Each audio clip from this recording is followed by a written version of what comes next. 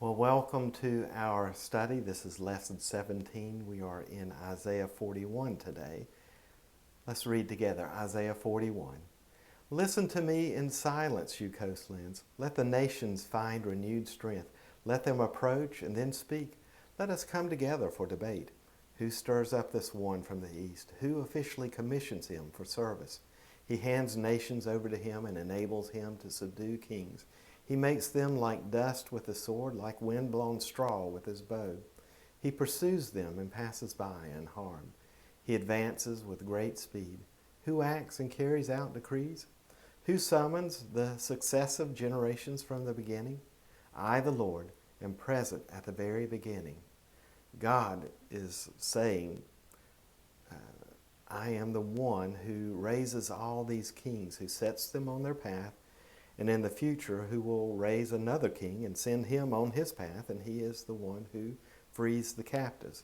And we're talking about Cyrus, king of Persia, and we will meet him in chapter 44, on to verse 5. The coastlands have seen it and are afraid. The whole earth trembles. They approach and come. They help one another. One says to the other, be strong. The craftsman encourages the metalsmith. The one who wields the hammer encourages the one who pounds on the anvil. He approves and the quality of the welding and nails down the idol so it won't fall over. And I like that we're talking about this here. It comes up several times in scriptures of other gods. We have a big move here in chapters 40 through 66 of God being the only God in the universe. Now, think how radical that would be at this time. All of history up until the time of Isaiah, all of history was patriarchal, it was a monarchy, polytheistic, and slaveholders. That was simply the nature of reality, and the idea that there could only be one God must have been utterly bizarre to the people at the time. And that's what's being presented here.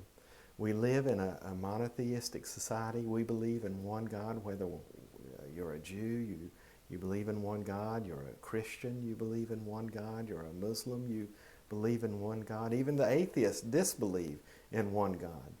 I've never seen an atheist attack the idea of many gods. So our fundamental mindset is monotheistic, one God. But that wasn't the case for most of history. In reading and studying, like in high school, the Iliad, you see the culture of the time had many gods. People living at that time believed in all these gods. They prayed to Apollo, they prayed to Zeus, they prayed to Hera, and they believed that Apollo, Zeus, and Hera, and the other gods would intercede on their behalf. And we see people doing that in history, like in the story of the Iliad, where the gods are helping their favorite mortals in battles. One God would be so profoundly radical, that idea, it would be shocking to people when they read Isaiah, what we just read here in chapter 40. It would be shockingly radical. Well, back we go and look at verse 8 here. You, my servant Israel, and we have seen God presented as the one God in the whole universe, and we've seen all his enormous power. God is the one who created all that's known, and all the stars he's held in his hand, all the seeds of the world, and have stood in the hollow of his hand. He has measured out the heavens from the tip of his little finger to the tip of his thumb. And this is huge, an awesome vision of God, and people and nations and emperors are, as Isaiah says, are like grass, and they spring up, they flourish a bit, and then they're gone. But Isaiah says, but you, O Israel, Jacob my servant, Abraham my friend, I took you from the ends of the earth, from its farthest corners. I called you, I said, you are my servant. I have chosen you and have not rejected you. So do not fear, for I am with you. Do not be dismayed. I am your God. Wow. If the nations that have risen to world dominance, Assyria, Babylon, Persia, Greece, Rome, all the way up to our day are less than nothing in God's sight. And then he turns to little Israel. The population of Israel is 1/10 of 1% of the world's population. You, Israel, my servant, I have chosen you for my service. Well, that really marks out Israel as something quite special. You are my servant. Underline verse 8 and 9. In verse 8 and 9, circle the word servant. You, O Israel, my servant. And over in the middle of verse 9, I said, you are my servant, and put an asterisk by it and bold vertical lines by it and mark it out. This is important in the last portion of Isaiah. Who is God's servant? Israel is God's servant. He's just set this up with the magnitude of God and the nations of the world and all of history as being less than nothing. But Israel is my servant. And indeed, God says that in Exodus 4, verse 22. Israel is my son. Think of that. Israel was nothing. Israel didn't even exist. God didn't choose Israel. He built Israel. He chose Abraham and Sarah and built Israel. And you are my firstborn son, he said. You are my servant.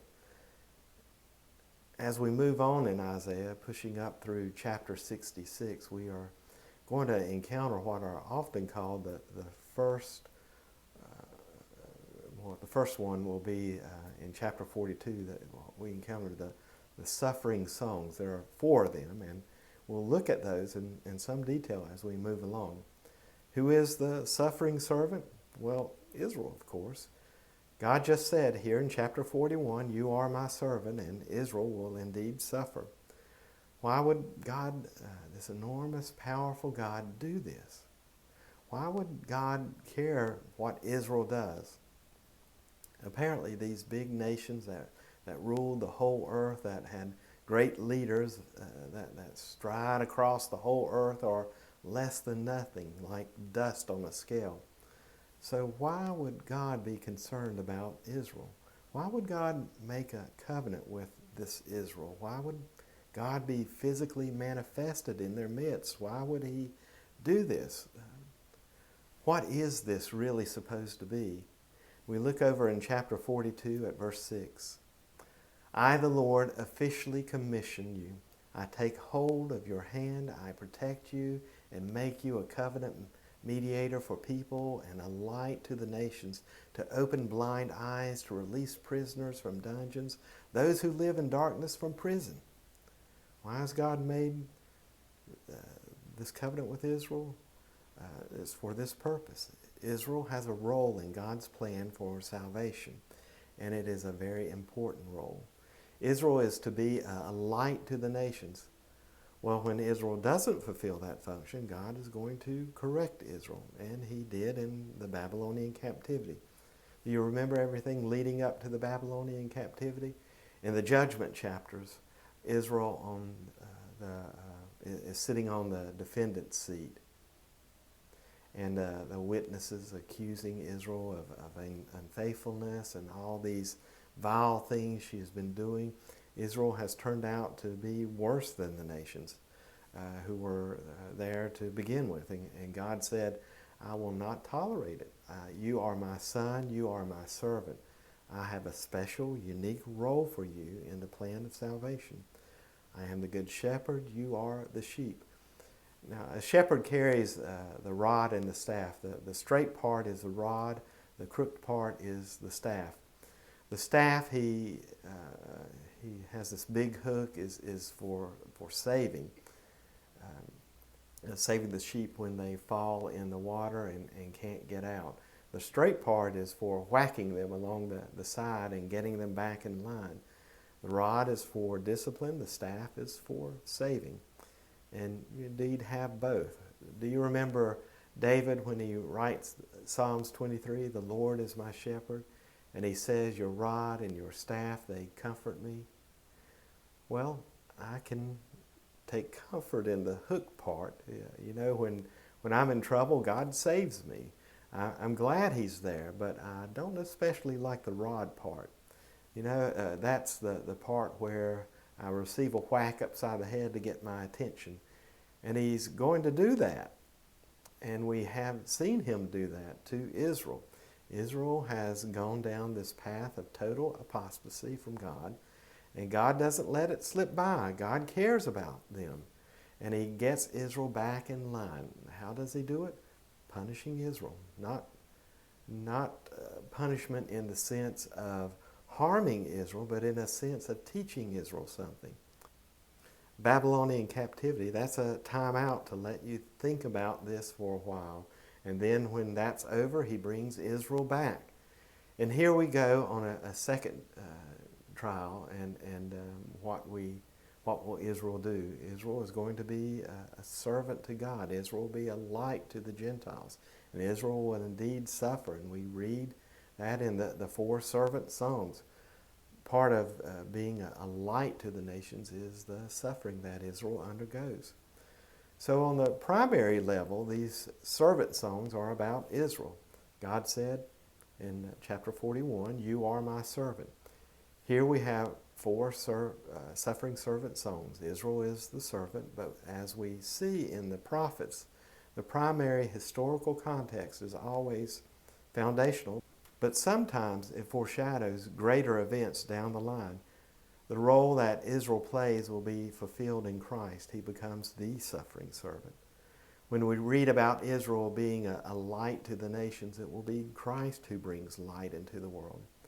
What Israel does as a corporate entity meaning God's son and God's servant, will be brought to fulfillment in completion later when the Messiah comes. So we have not one or the other, but both are offered here.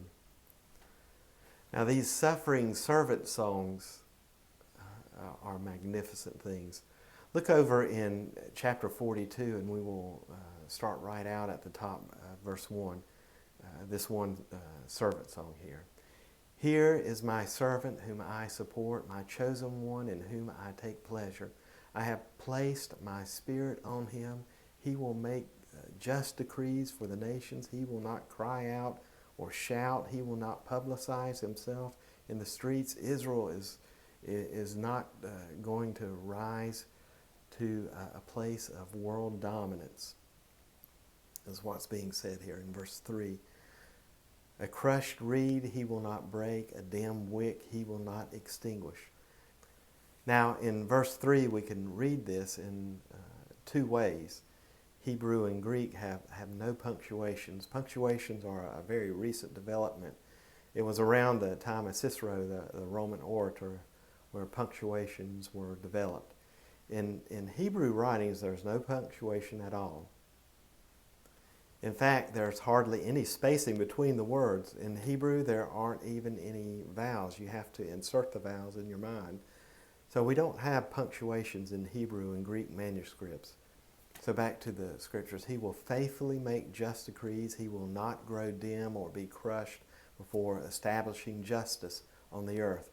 But here in verse 3, read the sentence. "A bruised reed he will not break. A smoldering wick he will not snuff out." You can see it in two ways.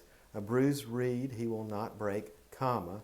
That is that he, Israel, will not bruise the reed. That is something that is weak. He will not take advantage of a bruised reed or a bruised reed, comma, he will not break. That is, he is the bruised reed, but will not break. It can be read either way. I prefer to put the comma after reed. A bruised reed, Israel will not break, comma. A smoldering wick, comma, he will not snuff out. Even though he is bruised, even though he is just a smoldering wick, he will stand and the flame will not go out. And I think that's appropriate for the servant of the Lord, especially the suffering servant of the Lord. Think of Christ, these words fulfilled, or in their fulfillment in the Messiah. Christ was most certainly a bruised reed on the cross, but he did not break. He was, as he drew his final breath, nothing more than a smoldering wick, but he did not flicker out. I like that way. And again, you'll read commentaries that argue both directions, but put your comma in there. I think that's the better reading on the Scriptures.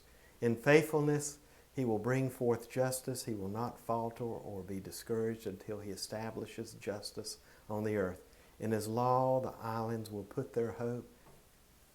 And this is what the Lord says. He who created the heavens and stretched them out, who spread out the earth and all the quarters out, who gives breath to its people and life to those who walk on it. I, the Lord, have called you in righteousness. I will take hold of your hand. I will keep you and will make you to be a covenant for the people and a light for the Gentiles, to open eyes that are blind, to free captives from prison, and to release from the dungeons those who sit in darkness. I am the Lord, that is my name. I will not give my glory to another or my praise to idols. Look, the former things have taken place. Now, I recognize in history that for all those thousands of years it's been polytheistic, many gods, as we've talked about. The former things have taken place, but now new things I declare before.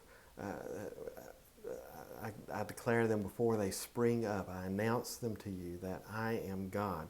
There is no other, that I have chosen Israel for a unique role. And this little tiny people are going to be a light to the whole world. And they may well be bruised, but they will not break. They may well smolder, but they will not go out. That's really something. In light of the judgment chapters, God said, yes, I took you out to the woodshed, and it wasn't pleasant for you or me, but now it's time to get back to the task at hand. Israel is my servant, and Israel is going to do something quite extraordinary. Well, I think I'll end our lesson here, and it's been so great to visit with you today, and I do hope that you'll come back next week as we continue our study in Lesson 18. And come back Friday as well for our devotion time, and Sunday we gather on the internet as well for our worship service. Well, you have a great week. Blessings. Bye now.